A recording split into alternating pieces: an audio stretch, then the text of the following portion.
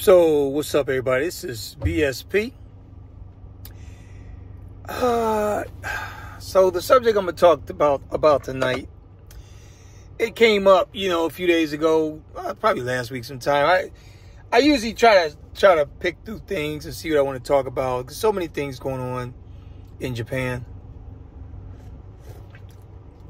So many different subjects, so many different things to say. I guess I know a little bit too much, man, about this place. So it's about relationships. It's about basically, I'm going to call this something like SMV, sexual market value. And now what I want to say on this is I'm not out here to knock anyone the way they look or the way they are, or saying that a woman's her whole makeup, the value of her makeup, is no less than anyone else's. That's not what I'm about to say here, talk about here. To me, you're gonna hear me use the word the term SMV or sexual market value a lot in my video tonight. And what I want to say on this is that sexual market value is just a placement, if you will.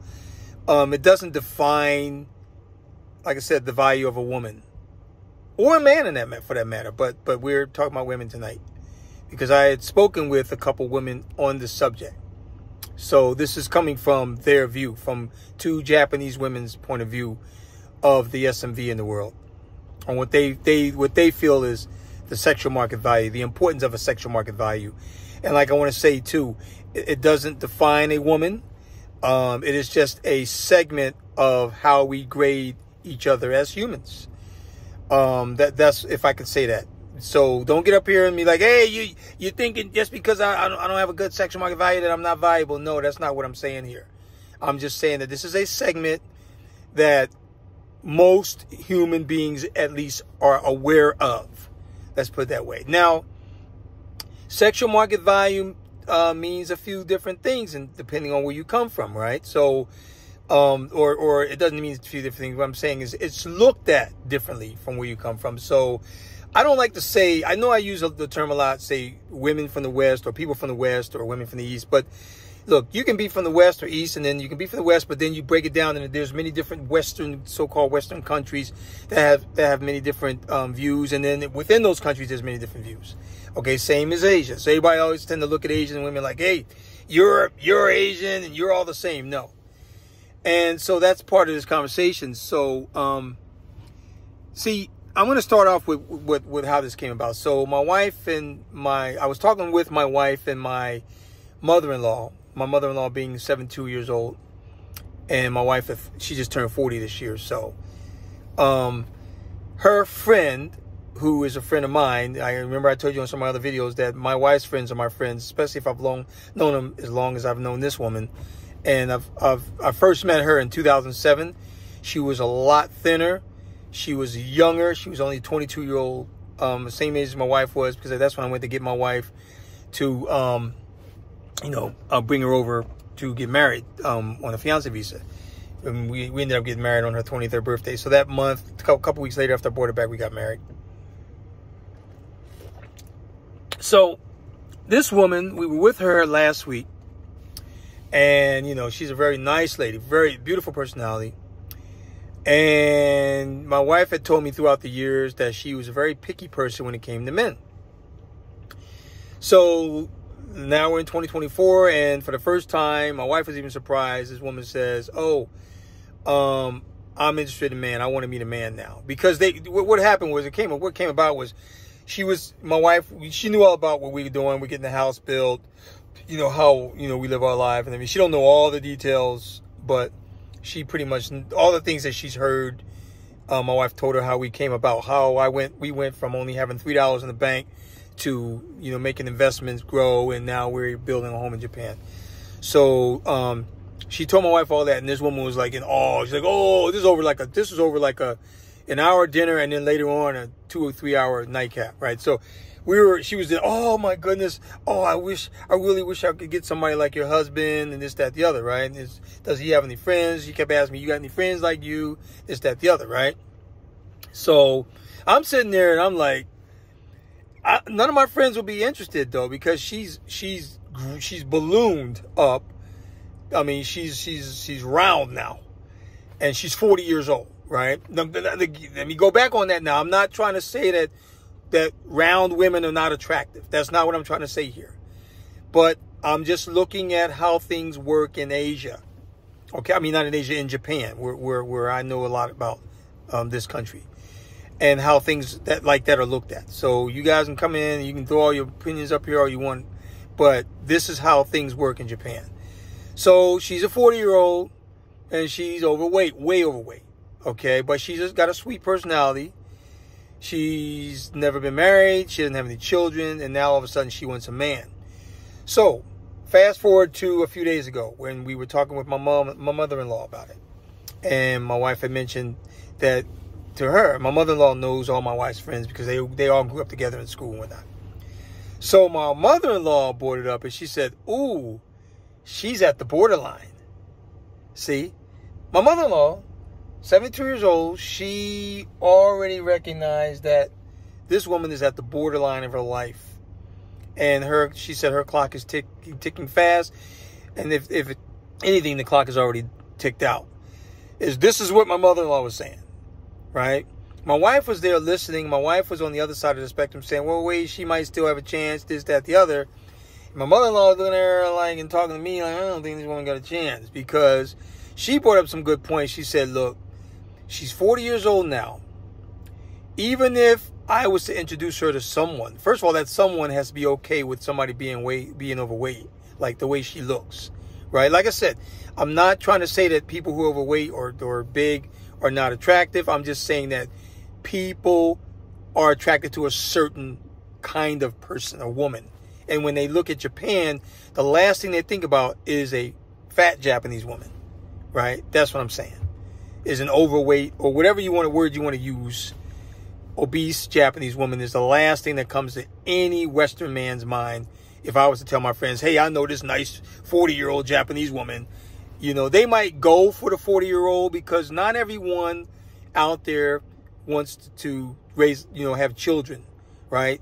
And it's not a bad thing. It's a lot of people want to have children, and a lot of people don't want to have children. It's up to them.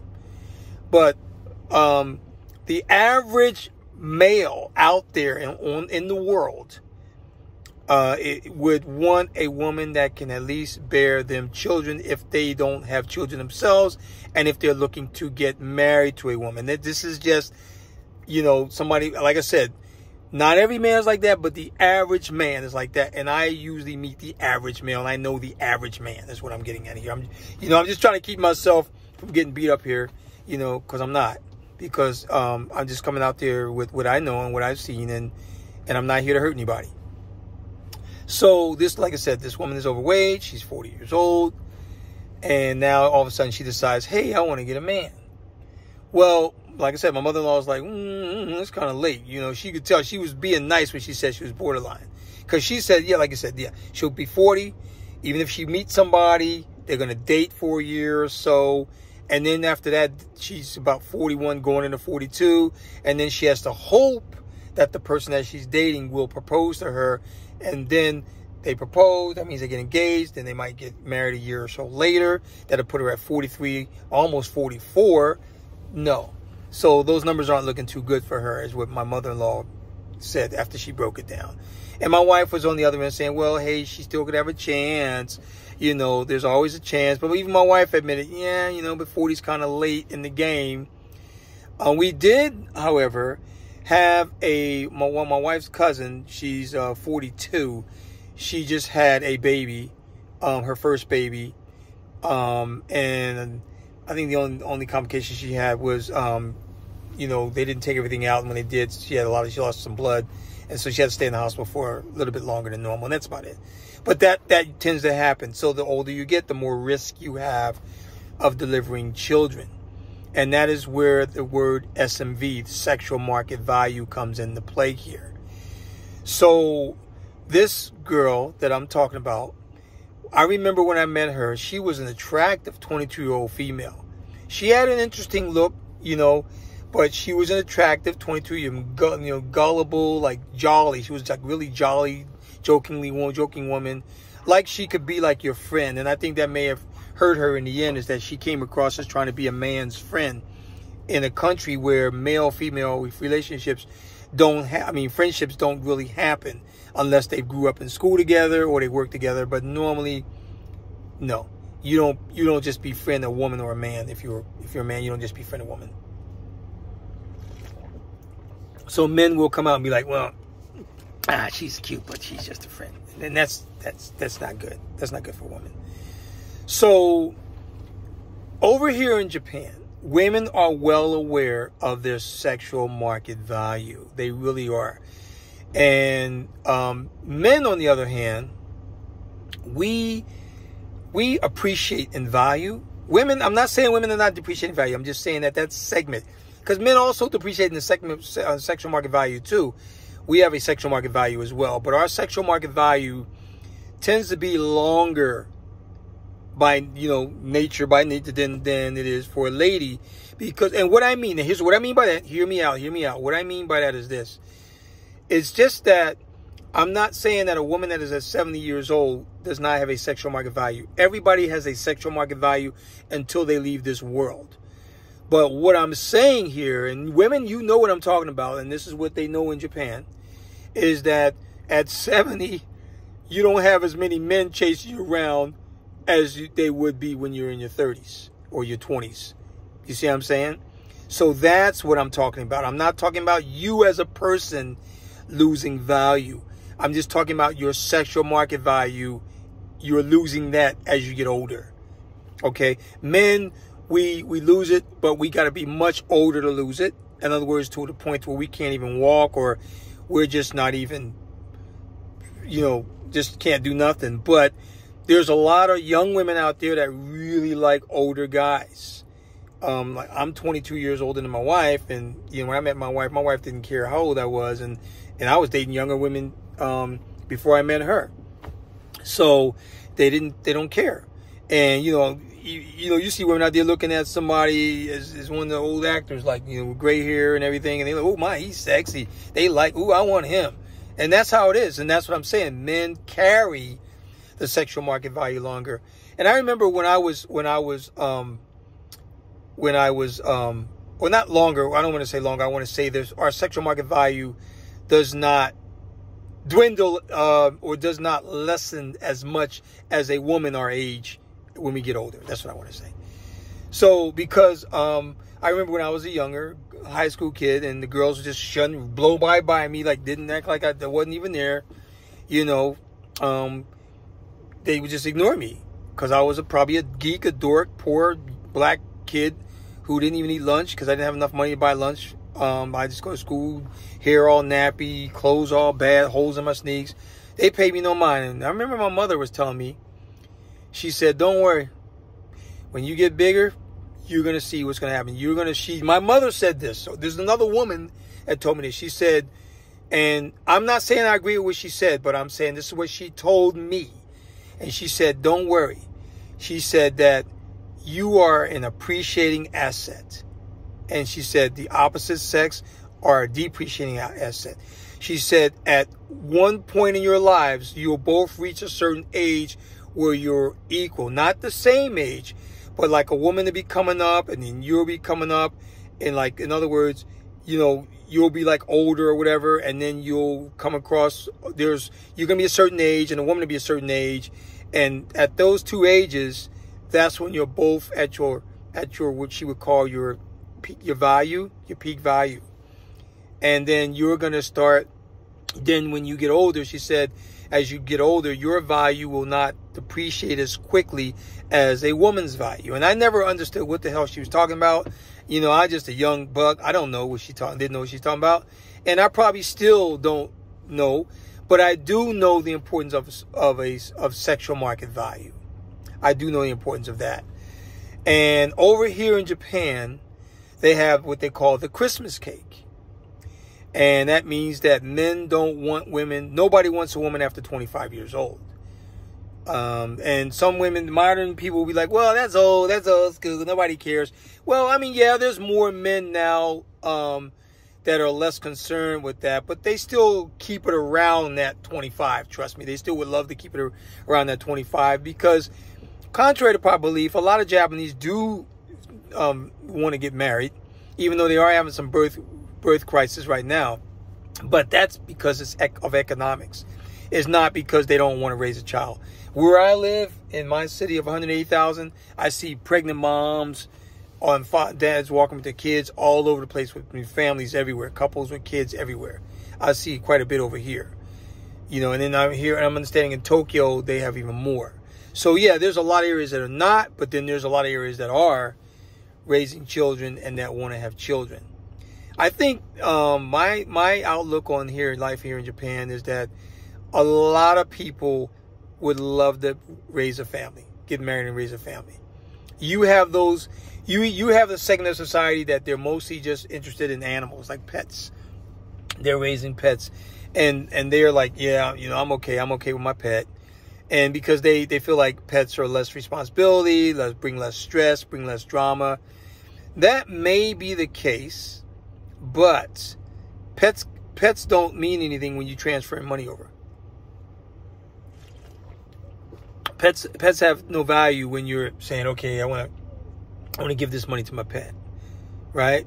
What value? I'm not knocking people with pets. I'm not knocking. I told you, I know a lot of people like pets. I'm not knocking people with pets. I had a pet myself. Okay, I'm not knocking that. All I'm saying though is that the people that choose to have pets and no children, a lot of those people think that way. They think, well, whatever, and that's their choice. Not everybody wants children. I get that, but a lot of people do.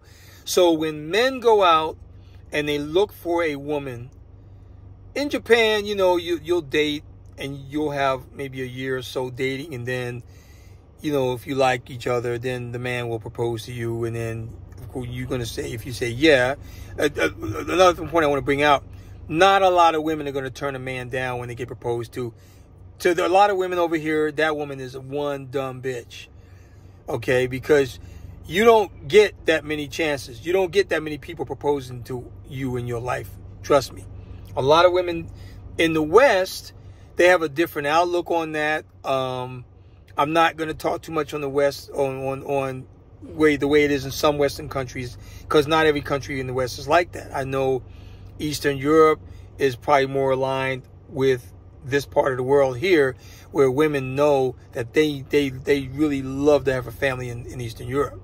You know, I mean, if any of you guys got on a plane and went to Latvia or Lithuania or Ukraine or Croatia, Romania, you're not going to have no problem finding a woman over there that really would like to raise children. I'm sure Germany might give you some attention too, but you're going to have a higher percentage of meeting women who want to have children in Eastern Europe because they're very down to earth, and that's just the way, that's where they are in developed nation states. Because it seems that a lot of developed nations, they still want to have kids, but they're not as much as they want to have kids in the up and coming nations. That's all I want to say on that. So that sexual market value is very, very big over here in Japan. And to the point to where, like my wife's mother-in-laws get involved, and they want to know, like especially the ones of the husbands, they want to know all the details. If she's out there, when he's dating, who you dating, what's her age, where's she from, what she do. This all comes into play, and mom is checking everything. They're checking everything. Yeah, some people are like modern Japanese, like, nobody cares anymore. No, they care.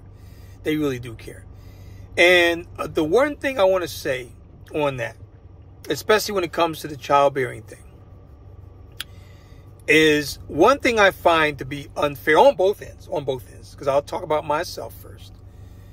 When I met my wife was a 21-year-old. She was so like jovial and so happy around me. And, I know she still is, but she just shows it in different ways. But when she was 21, she was really like, wow, like bright-eyed and bushy-tailed. But she was very intelligent, very smart. And what attracted me to her was her, of course, her sexual market value was high, being only a 21-year-old, healthy, you know, well-shaped female, woman, well-shaped woman, and very attractive. And then she, you know, but she was there for the picking for me. And that's the thing in Japan. That's why a lot of guys in Japan like to go after young women. And that's why I always tell my friends to go after the really young ones. I'm not saying that they're better than women older than them. That's not what I'm saying here. So don't get me on no 35-year-old up here, you know, with 3 kids getting mad at me. But you know your own sexual market value, and you know where you stand in the world compared to, say, a 22-year-old with no baggage and you're 35 with baggage. You know where you stand. So all I tell people is this. If you want to know, learn. If you don't want to know, lie to yourself. So men look at these women because really, in Japan, when women are really that young, they're really jovial. They're very enthusiastic. When you're talking to them on a date, they're looking. Well, they won't always look at you because they're very shy. My wife was very shy when I met her. But, you know, they're listening. They're hanging on every word you say. Everything is flowing. Everything is flowing through their body. Everything is so, they're paying so much attention to you. To the point to where they will get in arguments with their dads. Like my wife and her dad argued a lot over me. Not because her dad didn't like me, because her dad was fearing that I was going to pull her out of college. But yeah, her mom was all on board. Her mom met me. She was like, "Oh my goodness, you know, you got a dime. You got the man. He's a brother. He looks good. Oh my goodness, how'd you meet him?" That's all I got. And my mom and her aunties and all her friends were like, "Oh my God, how'd you meet him?" You know. So and her mom knew my age too. So she's like, "I don't give a damn. You got girl. You old enough." That's their attitude. "Yeah, girl, you old enough." That's the way they think in Japan. That's the way they think. So, like I said, 21, I'm going to say 21 to about 24 is their prime. Their prime. 20 is a little bit too young. It depends on what part of 20 they're at. If they're at the early 20 part, then they basically just turned 19. Just got out of 19. They're still like, wow. You know, they really don't know what's up yet. But around 21 and mature, you know, my wife had just turned 21 when I met her. So, you know, I think she was 21 for like 3 or 4 months. So that helped her out a little bit. But that's what I'm saying. So basically, I just want to say is that the sexual market value in Japan is really high between 21 and 24. The reason why Japanese men look at anybody from 25 and on differently is because they don't have that jovial, naive thing about them anymore. They learned enough. They may have been in a couple relationships that didn't go well. So now their thought process when it comes to men are, now I need to get a man to marry so I can raise kids. Yeah, love is going to help, but raising a family is my ultimate goal. And then they start to channel their energy to basically just getting a man attracted to them to raise a family. And the men know that that's what they're really about. That's why they prefer somebody younger, because they know they can have more fun. Not to say you can't have fun with the 29-year-old, but you know, through my experience, because I'm talking about myself here, because I've dated women in Japan, you know, as young as 21 and as old as 38 or whatever, right? In fact, my wife is the oldest woman I've ever been with in Japan, so she just turned 40. So there you go. So I have that range of women I've been with. And personally, would go after the younger ones. That's just me. From what I understand how the mind works here in Japan, the sexual market value in the female, I prefer younger. Because I know that person will also be able to produce healthy kids for me. Not to say that a 36-year-old can't, but the older a woman gets, the more risk she has of giving birth. But then, like I said, that's everybody's private thing. I'm not saying don't go out there and don't marry a 37-year-old woman because she's nothing. No, I'm just saying that as a man, if you are looking to raise a family, depending on what part of your life is in and what you can bring to the table, then if you want to have 4 or 5 kids, then obviously you need to be looking at somebody younger. If you only want to have a couple of children, then yeah, a 37-year-old might do you well. But, you know, that's what I'm saying here. But the way that we animals, we humans work, the law, the human nature of us as beasts is, as men, we will always gravitate toward the one that we know can produce offspring for us. That's the nature to be. Now, a lot of the nature has been, you know, skewed. It's been like, okay, thrown all over the place. You know, especially where I lived in the West, where, you know, a lot of men are confused. A lot of men were raised by, especially a lot of black men were raised by single moms. So single moms that told them, oh, don't worry about yourself, just worry about the woman, just try to please her, make sure she's happy. Who cares about your finances or whatever? But that is so far from the way you need to be. What you need to realize is when you're out there looking for a mate, you yourself have to have value.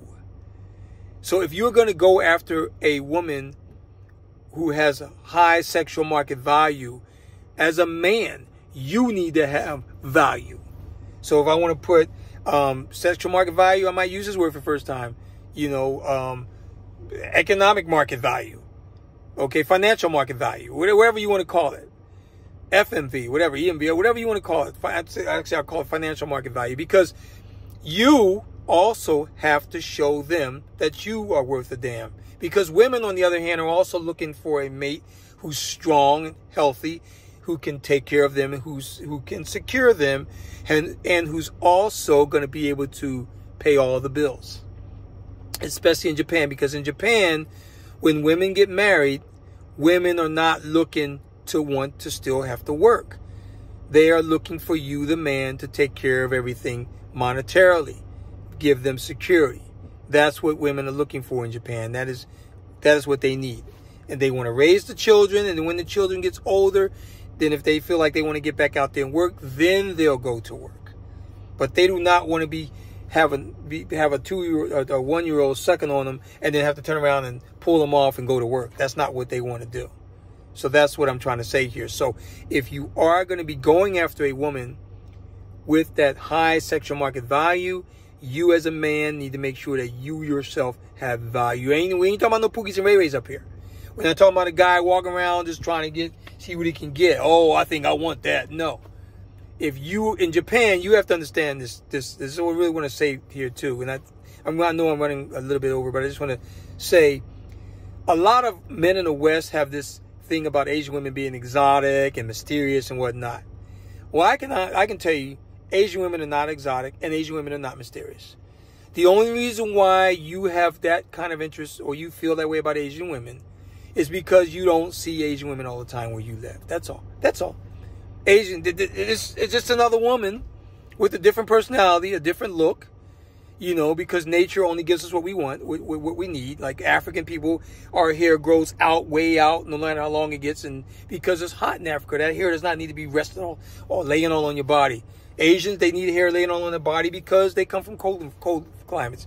If you stuck me in Asia for 1,000 years and I've never been anywhere else, guess what? I'd look just as Japanese as the rest of these guys over here. And if you stuck the Japanese in Africa, bam, 1,000 years later, if he could live, he'd look just as black as me. So that's the way nature is. So I want you to remember this. Get off of that Asian women exotic bullshit, because they're not exotic.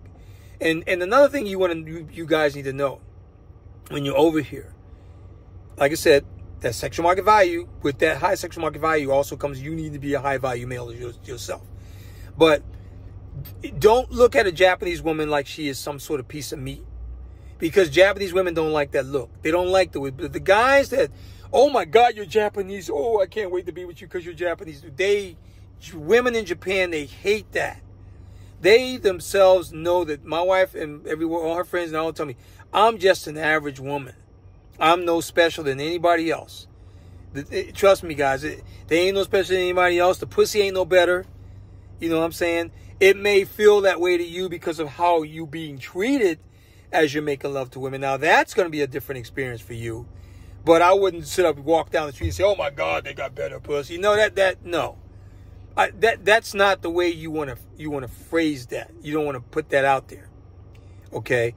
It's just a different environment altogether. Yeah, the women are built smaller. So, yeah, you will probably go in there and it's probably going to be a little bit tighter than you used to. And to a lot of guys, that's a good feeling, of course. But I don't want you to get out there and be like, you don't need to be out there like, oh, my God, she's so special because she's Japanese. That's not what they don't want to be treated that way. That's not the way they look at things. Okay, so, like I said, sexual market value is important here in Japan. It does play on people's minds here. I'm not saying that women over 25 don't get married. I'm just saying that men tend to gravitate toward younger women with the higher sexual market value is all I'm saying here. All right? So I'm going to call this looking out for that sexual market value or something. I'll put a name up here when I figure it out. But this is BSP. And if I have to talk on another part on this, I will. But so far, I think I'm covered. I covered things. But I am going to talk more about the Japanese woman in later videos. But like I said, take away the mystique, take away the eroticism. They're not erotic, they're not mystique. Trust me, I've been living here on and off for almost 4 decades. And I walk down the street and I see a Japanese woman. It's just another woman on the street. So I'll talk to y'all later. This is BSP. I'm out.